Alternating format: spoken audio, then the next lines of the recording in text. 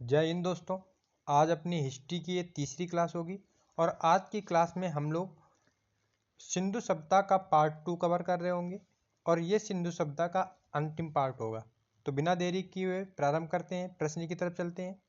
पहला प्रश्न है, लेखन कला की उचित प्रणाली विकसित करने वाली सर्वप्रथम प्राचीन सभ्यता कौन थी? तो याद रखना है, सर्वप्रथम प्राचीन सभ्यता मानी जाती है सुमेरियन सभ्यता। Answer number C is the correct answer. Next प्रश्न पे चलें हम लोग। निम्न में कौन सी सभ्यता नील नदी के तट पर पनपी? नील नदी के तट पर पनपने वाली सभ्यता कौन सी है? तो मिस्र की सभ्यता। नेक्स्ट प्रश्न पे चलें हम लोग।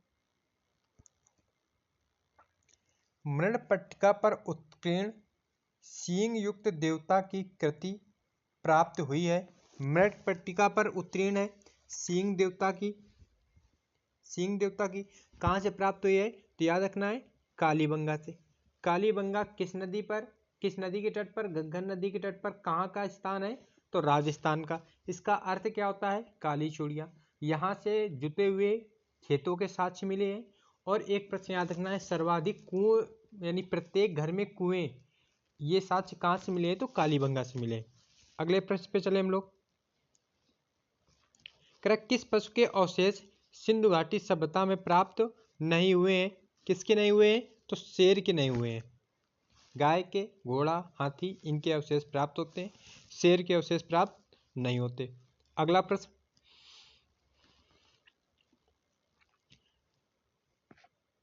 निम्नलिखित में से किस पशु का अंकन हड़प्पा संस्कृति की मोहरों पर नहीं मिलता?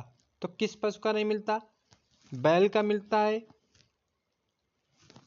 हाथी का, भेड़ का और घोड़े का। तो किस पशु का अंकन नहीं मिलता? तो घोड़े का अंकन नहीं मिलता। बैल का, हाथी का, भेड़ का, भैंसे का, इनका अंकन मिलता है। ठीक, किसका नहीं मिलता? तो याद रखना घोड़े का अंकन नहीं मिलता। अगला प्रश्न,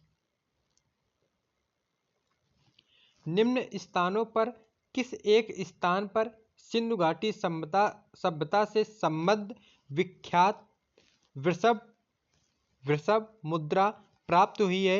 यानी सिंधु सभ्यता से संबंधित है वृषभ मुद्रा। वृषभ मुद्रा कहाँ से प्राप्त हुई है? मोहनजोदड़ो से, अर्थात सी नंबर। वृषभ मुद्रा का मतलब पशुपतिनाथ का अंकन। एक तरफ क्या है? पशुपतिनाथ का अंकन है। अगले प्रश्न पे चलें। अगला प्रश्न है, कृष्ण सिंधु घाटी सभ्यता के संदर्भ में निम्नलिखित कथनों पर विचार कीजिए। कथन है, यह प्रमुखता लौकिक सभ्यता थी तथा उसमें धार्मिक तत्व यद्यपि उपस्थित था, वर्चस्वशाली नहीं था। बिल्कुल सही है। सिंधु सभ्यता में यज्ञ के साक्ष्य मिलते हैं, देवी देवताओं के साक्ष्य मिलते हैं। इसका मतलब कि धार्मिक प्रवृत्ति थी, लेकिन धार्मिक प्रवृत्ति उतना वर्चस्वशाली न था जितना वैदिक सभ्यता में आ गया। तो पहला कथन क्या है? पहला सही है। नेक्स्ट क्या है? उस काल में भारत में कपास से वस्त्र बनाए जाते थे। बिल्कुल बनाए जाते थे। यानी विश्व में सबसे पहले कपास से वस्त्र कहाँ बनाए गए? तो भारत में बनाए गए। तो दोनों बातें सही हैं। Answer number C is the correct answer. अगले प्रश्न पे चलें हम लोग। अगला प्रश्न है, वस्त्रों के लिए कपास की खेती का आरंभ सबसे पहले किया गया कहाँ किया गया? तो भारत में किया गया। किस सभ्यता के द्वारा? सिंधु सभ्यता के द्वारा। अगला प्रश्न, निम्नलिखित में से कौन से स्थल से 3 नगरों के अवशेष प्राप्त होते हैं? 3 नगरों के अवशेष हमने बताया था, दुर्ग, मध्यम और निचला। कहाँ से प्राप्त होते हैं? धौलावीरा से। धौलावीरा कहाँ का स्थल है? तो ये गुजरात का स्थल है। अगर बात करें मोहनजोदड़ो कहाँ का स्थल है? तो पाकिस्तान का स्थल है। कालीबंगा कहाँ का स्थल है? राजस्थान का स्थल है। संगोल कहाँ का स्थल है? तो ये पंजाब का। संगोल और दगेरी कहाँ का है? पंजाब का है। अगले प्रश्न पे चले हम लोग। एक उन्नत जल प्रबंधन व्यवस्था का साक्ष्य प्राप्त होता है। उन्नत जल प्रबंधन का साक्ष्य प्राप्त होता है दोस्तों धौलावीरा से। अगला प्रश्न, यहीं पे थोड़ी व्याख्या कर दें कि जो लोथल है, लोथल कहाँ है? तो लोथल दोस्तों गुजरात में है। गुजरात में ये क्या था? एक बंदरगाह था। कालीबंगा कहाँ है? तो कालीबंगा अपना राजस्थान में है। आलमगीरपुर कहाँ है? आलमगीरपुर अपना उत्तर प्रदेश में है। तो सिंधु सभ्यता से कभी कभी आपको स्थल दे देगा और संबंधित पूछ लेगा किस राज्य से संबंधित है, तो ये भी बातें याद रखनी है। और धौलावीरा कहाँ? धौलावीरा गुजरात में। अगले प्रश्न पे चले हम लोग। अगला प्रश्न है, कह हड़प्पन स्थल सनौली के अभी हाल में उत्खननों से प्राप्त हुए हैं। यहाँ से करीब 100 से प्लस 100 प्राप्त हुए हैं, मानव 100 प्राप्त हुए हैं। और ये कहाँ का स्थल है? तो उत्तर प्रदेश के बागपत जिले का स्थल है। कहाँ का है? उत्तर प्रदेश के बागपत जिले का स्थल है सनौली। यहाँ से क्या प्राप्त हुआ है? मानव समाधान प्राप्त हुए हैं। अगले प्रश्न पे चले हम लोग। अगला प्रश्न है, निम्नलिखित में से किस स्थल से 200 संस्कार यानी डबल वेरियल का प्रमाण मिलता है, यानी 200 को दफनाने के प्रमाण मिलता है? तो दोस्तों याद रखना है कि इसमें सबसे ज़्यादा कहाँ से मिलते हैं? तो लोथल से। और 200 संस्कार कहाँ से मिले? तो कालीबंगा से। क्या याद रखना है? कालीबंगा करेक्ट मानना है। अगले प्रश्न पे चले हम लोग। अगला प्रश्न है, धौलावीरा जिस राज्य में स्थित है, हमने कहा कि स्थल का नाम देके राज्य यानी संबंधित राज्य का नाम पूछता है। तो धौलावीरा कहाँ है? ये गुजरात में है। यहाँ से उचित जल प्रबंधन की प्रमाण मिलते हैं। और जो व्यवस्था थी, जो नगर नियोजन था, वो 3 स्तरों पे था, दुर्ग, मध्यम और निचला। अगला प्रश्न, हड़प्पन संस्कृति के संदर्भ में शैलकृत यानी शैल पे लिखा, पत्थर पे लिखा स्थापत्य के प्रमाण कहाँ से मिलते हैं? हमने पिछले क्लास में चर्चा की थी कि धौलावीरा से ही एक पत्थर पे लिखा 10 लाइनों का शिलालेख प्राप्त होता है। कहाँ से? धौलावीरा। तो याद रखना है, B number is the correct answer. अगला प्रश्न, कथन और कारण दोनों बताने हैं। मोहनजोदड़ो तथा हड़प्पा नगर अब विलुप्त हो चुके हैं। बिल्कुल विलुप्त हो चुके हैं अब। कथन चाहिए। कारण, वह खुदाई के दौरान प्रकट हुए थे। बिल्कुल सही है। लेकिन विलुप्त होने का कारण खुदाई थोड़ी ना है। खुदाई से तो वो क्या हुए थे? निकले थे खुदाई के दौरान। तो दोनों सही है, कथन भी अपनी जगह सही है और दोस्तों कारण भी सही है, लेकिन व्याख्या नहीं करता। आंसर कौन सा हो जाएगा? ए और आर यानी कथन और कारण दोनों सही हैं, किंतु आर सही स्पष्टीकरण नहीं करता, अर्थात उसकी व्याख्या नहीं करता। तो B number is the correct answer. अगला प्रश्न है, मोहनजोदड़ो, प्रश्न को पढ़ दें। निम्नलिखित कथनों पर विचार कीजिए एवं नीचे दिए गए कूट से सही उत्तर चुनिए। मोहनजोदड़ो, हड़प्पा, रोपड़ एवं कालीबंगा सिंधु घाटी सभ्यता के प्रमुख स्थल हैं। बिल्कुल प्रमुख स्थल है, पहला सही हो गया। हड़प्पा के लोगों ने सड़कों तथा नालियों के जाल के साथ नियोजित शहरों का विकास किया। बिल्कुल, हड़प्पा की जो सड़कें थी वो ऑक्सफोर्ड प्रणाली या ग्रिड प्रणाली पर यानी एक दूसरे को संपूर्ण पर काटती थी। अच्छी व्यवस्था थी। ठीक। हड़प्पा के लोगों को धातुओं के उपयोग का पता नहीं था। बिल्कुल पता था। इस समय सोने, चांदी, तांबे का प्रयोग पर्याप्त मात्रा में किया जा रहा था और तांबे के साथ कांसा मिला के वो टिन बना रहे थे। क्या? टिन मिलाकर, सॉरी, तांबे के साथ टिन मिलाकर वो क्या बना रहे थे?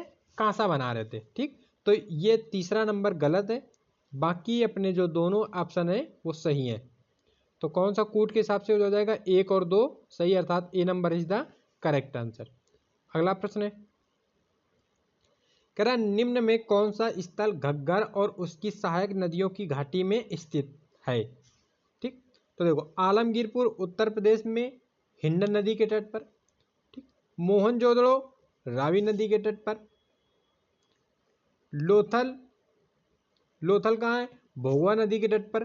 तो बनावाली किस नदी के तट पर आ गया? तो बनावाली अपना आ गया घग्गर नदी के तट पर। किस नदी के तट पर आ गया? घग्गर नदी के तट पर। और बनावाली कहाँ का स्थल है? तो बनावाली हरियाणा का स्थल है। अगला प्रश्न, कह रहा हड़प्पा कालीन स्थलों में अभी तक किस धातु की प्राप्ति नहीं हुई है? तो किस धातु की प्राप्ति नहीं हुई है? तो याद रखना है, लोहे की प्राप्ति नहीं हुई है। तांबा, स्वर्ण, चांदी यानी तांबा, सोना, चांदी। और जैसा कि हमने बताया कि तांबा के साथ टी मिलाकर वो कांसा बना रहे थे, तो यानी वो धातुओं से परिचित थे, तांबे से, चांदी से और सोने से, लेकिन लोहे से परिचित ना थे। अगले प्रश्न पे चले हम लोग। अगला प्रश्न है, हाथी दांत का पैमाना हड़प्पीय संदर्भ में मिला है, यानी हाथी दांत कहाँ से मिला है? तो याद रखना दोस्तों, हाथी दांत मिला है अपना लोथल से। ठीक, B number is the correct answer. अगला प्रश्न, सर्वप्रथम मानव ने निम्न धातु का प्रयोग किया। सबसे पहले मानव ने किस धातु का प्रयोग किया? तो सबसे पहले मानव ने तांबे का प्रयोग किया। तभी एक ताम पाषाणिक सभ्यता आती है, और ताम पाषाणिक सभ्यता को चैल्कोलिथ या कैल्कोलिथ भी कहा जाता है, यह भी आपको याद रखना है। जब हमने पाषाण काल के या प्रागैतिहासिक काल के प्रश्नों की व्याख्या की थी, तो उसमें हमने ताम पाषाणिक सभ्यता का भी जिक्र किया था। अगले प्रश्न पे चले हम लोग। भारत में निम्नलिखित के आने का सही क्रम बताना कि भारत में कौन पहले आया। ठीक, अब देखो, सोने के सिक्के, आहत मुद्रा, चांदी के सिक्के, लोहे का हल, नगर संस्कृति। ठीक, तो देखो पहले क्या आता है? नगर संस्कृति, यानी भारत की पहली नगरीय सभ्यता कौन मानी जाती है? तो भारत की पहली नगरीय सभ्यता मानी जाती है सिंधु सभ्यता। तो पहले क्या आता है? नगर नियोजन, यानी एक आ गया पहले। ठीक, फिर क्या? 1000 BC के आसपास लोहे की खोज होती है, यानी लोहे के हल बनना प्रारंभ हो जाते हैं। और उसी दौरान क्या होता है? वैदिक सभ्यता चल रही होती है। तो वैदिक सभ्यता में सबसे ज्यादा परिवर्तनशील क्या रहा? लोहे की प्राप्ति। क्योंकि वैदिक सभ्यता कैसी सभ्यता थी? कृषि प्रधान सभ्यता थी। कैसी थी? कृषि प्रधान सभ्यता थी। और सिंधु सभ्यता कैसी थी? तो वस्तु विनिमय पर आधारित थी। सिंधु सभ्यता वस्तु विनिमय पर आधारित थी। तो क्या गया इसके बाद? लोहे की खोज हो गई, तो दूसरा आ गया। ठीक, आहत यानी मुद्रा जो थी वो चांदी की सिक्कों कहा जाता था, और इसका चलन हुआ 6ठी शताब्दी के आसपास, जब बौद्ध धर्म, जैन धर्म अपने चरम सीमा पे थे। तो इसके बाद कौन आ गया? ये। और सोने के सिक्के भारत में लागू करने वाले सबसे पहले व्यक्ति कौन रहे? तो कुषाण वंशी रहे। कौन रहे? कुषाण वंशी रहे। और जो गुप्त थे वो गुप्त कुषाणों के सामंत रहे। गुप्त जो रहे वो कुषाणों के सामंत रहे। तो कुषाणों ने क्या? सोने के सिक्के प्रारंभ किए। तो सबसे लास्ट में कौन आ गया? सोने के सिक्के। तो 4 3 2 1 कूट के अनुसार अगर हम लोग देखेंगे तो कौन सा मिल रहा है? 4 3 2 1, अर्थात D number is the correct answer. अगले प्रश्न पे चले हम लोग। हड़प्पा का उत्खनन करने वाला प्रथम पुरातत्वविद जो इसके महत्व को नहीं समझ पाया था, कौन था? ए कनिंघम। कौन? ए कनिंघम था। इसके महत्व को किसने समझा? तो सर जॉन मार्शल ने समझा। इसके महत्व को किसने दोस्तों समझा? तो सर जॉन मार्शल ने समझा। अगले प्रश्न पे चले हम लोग। सिंधु सभ्यता की विकसित अवस्था में निम्नलिखित में से किस स्थल से घरों में कुओं के अवशेष मिले हैं? तो याद रखना है कि लगभग प्रत्येक घर से सिंधु सभ्यता के पूरी सिंधु सभ्यता से कुओं के अवशेष मिलते हैं, लेकिन प्रत्येक घर से कालीबंगा से मिलते हैं। तो प्रश्न पे जोर देने के लिए तभी उसने कालीबंगा रखा है, तो हम अपने को कालीबंगा ही सही टिक करना है। अगले प्रश्न पे चलें। मोहनजोदड़ो एवं हड़प्पा की पुरातात्विक खुदाई के प्रभारी कौन थे? तो सर जॉन मार्शल। कौन थे? सर जॉन मार्शल थे। अगले प्रश्न पे हम लोग चल रहे। भारत में हड़प्पा का बृहद स्थल कौन है? तो भारत में हड़प्पा का बृहद स्थल है राखीगढ़ी। और राखीगढ़ी के बाद कौन आता है? धौलावीरा। राखीगढ़ी के बाद कौन आता है? धौलावीरा आता है। ठीक, अगर यहीं पे हम लोग बात करें कि हड़प्पा सभ्यता का, ये तो भारत में हो गया, लेकिन पूरी हड़प्पा सभ्यता का सबसे बड़ा स्थल कौन सा है? तो मोहनजोदड़ो। सबसे बड़ा स्थल कौन सा है? मोहनजोदड़ो। 5 अगर स्थलों का क्रम की बात कर लें तो पूरी हड़प्पा सभ्यता में जो भारत में राखीगढ़ी है, इसका क्रम किस नंबर पे आता है? तो चौथे नंबर पे आता है। तो इससे पहले 3 कौन कौन है? तो पहला मोहनजोदड़ो, जिसको मृतकों का टीला भी कहा जाता है, हड़प्पा के बाद एक स्थल आता है पाकिस्तान का है गनवेरी वाला, फिर आता है राखीगढ़ी, और फिर क्या आता है? कालीबंगा, सॉरी, धौलावीरा। ठीक, अगले प्रश्न पे चले हम लोग। अगला प्रश्न है, निम्नलिखित में से किसकी पूजा हड़प्पा संस्कृति में नहीं होती थी? तो विष्णु की पूजा नहीं होती थी। किसकी? विष्णु की। शिव की होती थी, मातृ देवी की होती थी, पीपल की होती थी, लेकिन विष्णु की पूजा हड़प्पा सभ्यता में नहीं की जाती थी। अगले प्रश्न की तरफ चल रहे, कह रहा हड़प्पा संस्कृति से जुड़ा पूरा स्थल सुतकांगेडोर किस नदी के तट पर स्थित है? तो सुतकांगेडोर बलूचिस्तान यानी पाकिस्तान पे स्थित है। और किस नदी के तट पर स्थित है? दास्क नदी के तट पर स्थित है। और सुतकांगेडोर से ही घोड़ों के साक्ष्य मिलते हैं। सुतकांगेडोर से घोड़ों के साक्ष्य मिलते हैं। सुतकांगेडोर हड़प्पा सभ्यता का पश्चिमी स्थल है। हड़प्पा सभ्यता के अगर चारों दिशाओं के स्थल की बात कर दे तो सुतकांगेडोर अपना हो गया दास्क नदी के तट पर बलूचिस्तान। ठीक, इसके बाद अगर हम बात करें पूर्वी की बात करें तो पूर्व में आलमगीरपुर हिंडन नदी उत्तर प्रदेश। अगर हम पश्चिम की पूर्व पश्चिम की बात हो गई। अगर उत्तर की बात करें तो चेनाब नदी जम्मू कश्मीर मांडा यानी मांडा स्थल है। और अगर दक्षिण की बात करें तो दैमाबाद प्रवरा नदी महाराष्ट्र। तो पूरब आलमगीरपुर, पश्चिम सुतकांगेडोर, उत्तर मांडा, दक्षिण दैमाबाद। अगले प्रश्न की तरफ चल रहे हम लोग। अगला प्रश्न है अपना, निम्नलिखित में से किन हड़प्पाई स्थलों पर घोड़ों के साक्ष्य मिले यानी घोड़े के अवशेष मिले हैं? तो हमने एक आपको बताया सुतकांगेडोर, एक आपको याद रखना सुतकोटा और कालीबंगा। यहां से भी क्या मिलते हैं? घोड़ों के साक्ष्य मिलते हैं। तो D number is the correct answer. Kalibangan से ऊंट के भी साक्ष्य मिलते हैं। क्यों? क्योंकि कालीबंगा कहाँ का है? राजस्थान का। और राजस्थान में क्या है? रेगिस्तान है, थार का रेगिस्तान है यानी रेत है। और रेत का जहाज यानी ऊंट। तो ऊंट के साक्ष्य कहां से मिलते हैं? तो कालीबंगा से मिलते हैं। अगले प्रश्न पे चले हम लोग। अगला प्रश्न है, हड़प्पा कालीन ताम्र रथ प्राप्त होता है कहां से?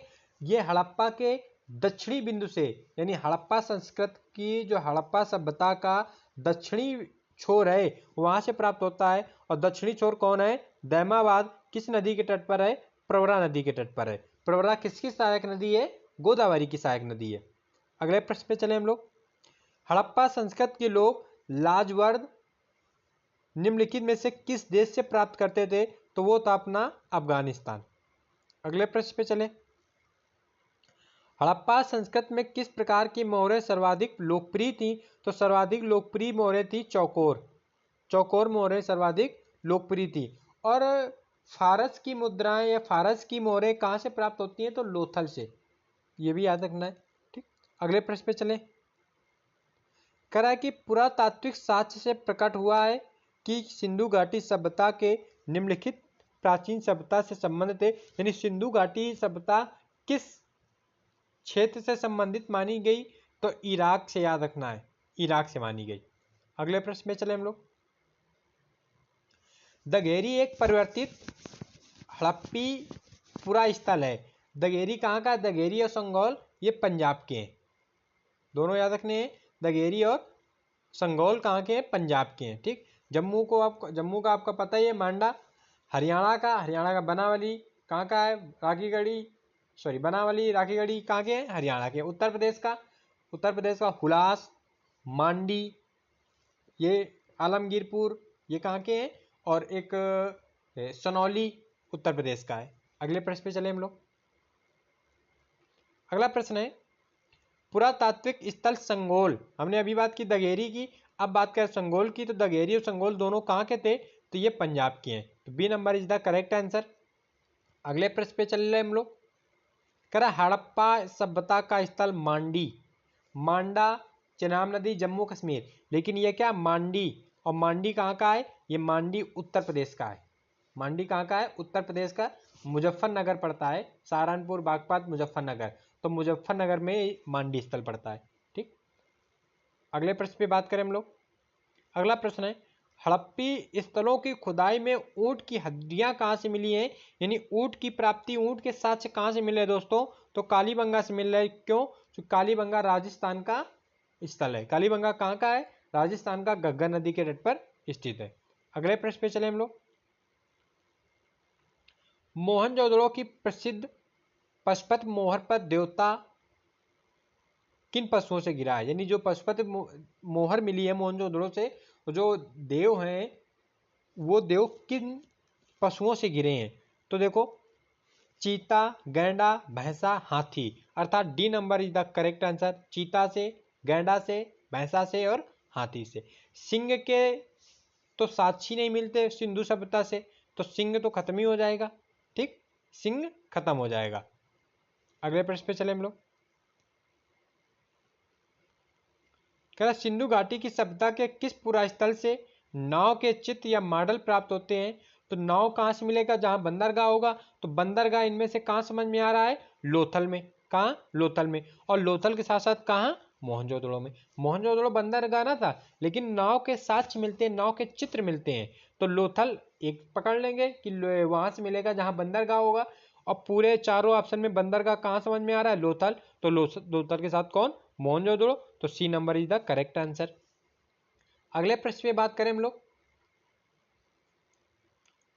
भारत में स्वतंत्रता के बाद सर्वाधिक संख्या में हड़प्पन स्थलों की खोज कहां से हुई है? तो याद रखना है, सर्वाधिक मात्रा में हड़प्पा स्थल गुजरात में खोजे गए। बी नंबर करेक्ट होगा। अगला प्रश्न, और आज की क्लास का ये अंतिम प्रश्न होगा। और सिंधु सभ्यता के महत्वपूर्ण प्रश्न, वो एक दिवसीय परीक्षा हो या मुख्य परीक्षाएं हो, प्रत्येक परीक्षा में रामबाण कारगर होगा। निश्चित आप इन प्रश्नों को जरूर करिएगा। करा निम्नलिखित में से किसने हड़प्पा संस्कृति के विघटन के लिए इंद्र को उत्तरदायी माना? अर्थात उन्होंने ये व्याख्या की कि हड़प्पा सभ्यता को समाप्त करने का श्रेय भगवान इंद्र को जाता है। और ऐसे व्यक्ति कौन रहे? तो sir Mortimer Wheeler. Sir Mortimer Wheeler, B number is the correct answer. ठीक, तो आज की क्लास के अपने 40 प्रश्न कंप्लीट होते हैं। 40 प्रश्नों की ये सीरीज कंप्लीट होती है। दोस्तों मिलते हैं नेक्स्ट वीडियो पे, नेक्स्ट क्लास पे। आप इसको जरूर करिएगा। इसके बाद इसकी पीडीएफ आपको टेलीग्राम यानी यूपी योगा क्लासेस के टेलीग्राम चैनल पे मिल जाती है। यदि आप टेलीग्राम चैनल से नहीं जुड़े तो डिस्क्रिप्शन में लिंक है, जरूर ज्वाइन करिएगा। पीडीएफ के साथ साथ आपको जो आने वाली अपकमिंग वैकेंसियां हैं उनके बारे में जानकारी दी जाती है। कुछ का भी संचालन किया जाता है। तो ऐसी अपॉर्चुनिटी आप ना खोइएगा, जरूर ज्वाइन करिएगा। मिलिएगा दोस्तों, मिलते हैं अगले वीडियो पे। तब तक के लिए नमस्कार, जय हिंद, वंदे मातरम।